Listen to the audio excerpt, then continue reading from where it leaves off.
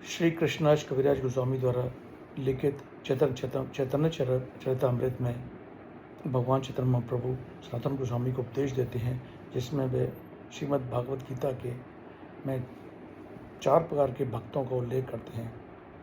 4 प्रकार के भक्त जो का इस प्रकार है। प्रथम प्रकार के भक्त हैं आर्थ, दूसरे प्रकार के भक्त हैं आर्थी, तीसरे प्रकार के भक्त हैं जिज्ञासु और चौथे प्रकार के भक्त हैं योगी अथवा ज्ञानी। इन सभी प्रकार के भक्तों का उल्लेख उदाहरण श्रीमद् भागवतम में दिया हुआ है। पहले प्रकार के भक्त हैं आर्थी, अर्थात वो भक्त जो भगवान को सिर्फ दुख में याद करते हैं। इसका सर्वश्रेष्ठ उदाहरण गजेंद्र लीला में दिया हुआ। जब गजेंद्र को पैर से ग्रह ने पकड़ लिया तो दुख में भगवान को याद किया, हरि को याद किया, हरि ने उसका उद्धार किया। दूसरे प्रकार के भक्त हैं आर्थी, जो भगवान से वैभव, संपत्ति एवं सुख संपत्ति मांगते हैं।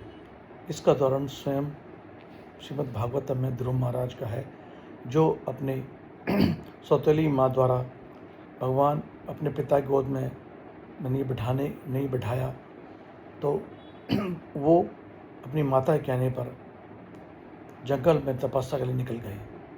वे अपने पिता से भी अच्छा राज और धन वैभव चाहते थे, किंतु उन्होंने 6 महीने जब भगवान की तपस्या करी और भगवान हरि प्रकट हुए तो उन्होंने भगवान से कहा कि मुझे कुछ नहीं चाहिए। तीसरे प्रकार के भक्त हैं जो भगवान को याद करते हैं। ये भक्त हैं जिज्ञासु, अर्थात इसका सर्वोच्च उदाहरण श्रीमद् भागवतम मिलता है, जिसमें हैं 4 सनत कुमार, सनक, सनतनंदन, सनातन और सनानंदन। ये चारों महाज्ञानी जिज्ञासु थे और भगवान के परम भक्त थे, लेकिन भगवान की भक्ति करते करते ये भगवान को पूरी तरह समर्पित हो गए। चौथे प्रकार के भक्त हैं योगी, जो भगवान को नाम रूप लीला से के अच्छी तरह वाकिफ हैं। इसका सर्वश्रेष्ठ उदाहरण महाराज सुखदेव जी हैं, जो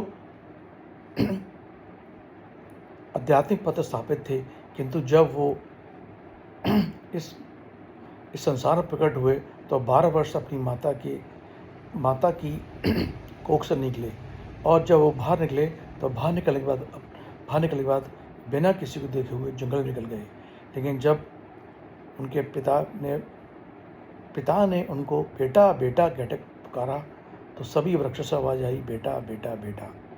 तब उन्होंने व्यासदेव शिष्यों ने उनको 2 श्लोक सुनाए, जिसके बाद उनको आभास हुआ कि उनके पिता महादेव परम ज्ञानी हैं। अतः हम देखते हैं कि भगवान के 4 भक्त होते हैं, किंतु हमें प्रयास करना चाहिए कि हम उच्च कोटि के भक्त बने।